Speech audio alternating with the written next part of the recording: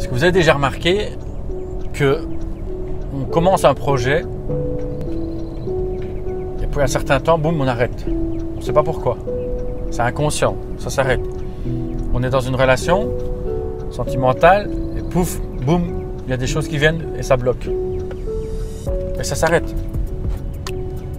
Mais le premier responsable, c'est qui? Le premier responsable, c'est soi-même. Nous sommes les premiers saboteurs inconscients de nos vies. Nous sommes les premiers saboteurs inconscients de nos vies. Parce que nous appliquons simplement un système d'habitude. Notre vie est faite d'habitudes. C'est totalement inconscient, on ne le voit pas. On ne les voit pas arriver, on ne les voit pas arriver, on ne voit pas les déclencheurs. Et si on apprend justement à reconnaître les déclencheurs des mauvaises habitudes ou bien des habitudes qui font qu'on se sabote soi-même, on va apprendre à avoir une nouvelle vie, à avoir une meilleure vie et à se mettre une énergie positive et plus de chances de notre côté, de pouvoir apprécier ce que l'on a positivement.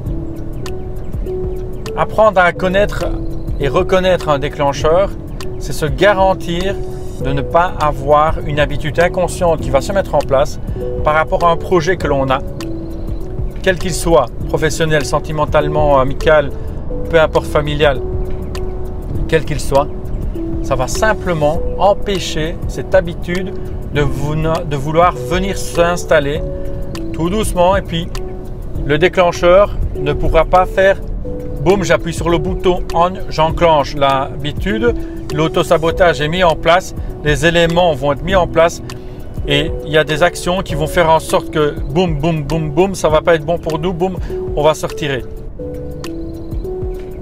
C'est ça. Apprenez à reconnaître vos déclencheurs. Les déclencheurs sont des éléments qui ont été créés par les habitudes.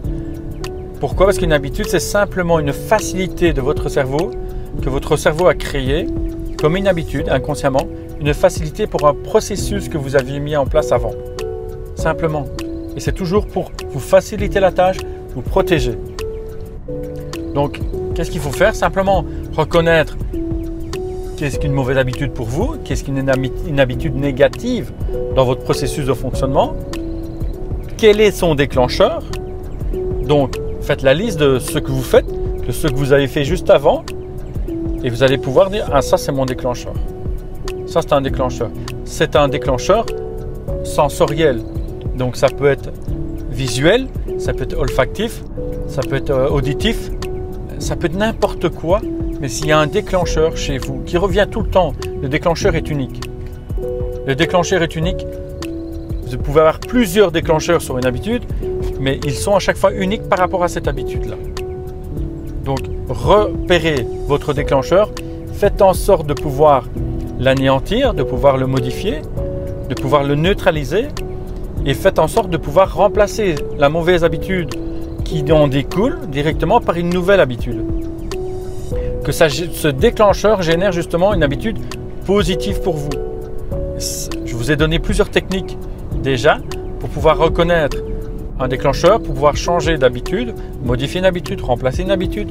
Donc vous avez plusieurs techniques que je vous ai déjà données. Si vous ne savez pas le faire, faites-vous aider d'un hypnothérapeute, d'un coach, peu importe.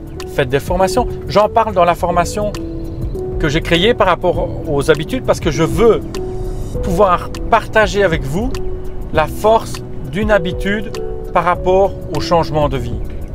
Votre vie est faite d'habitudes. Votre vie est faite d'habitudes. Si vous changez des habitudes, vous changez votre vie. Si vous changez vos habitudes, vous changez votre vie.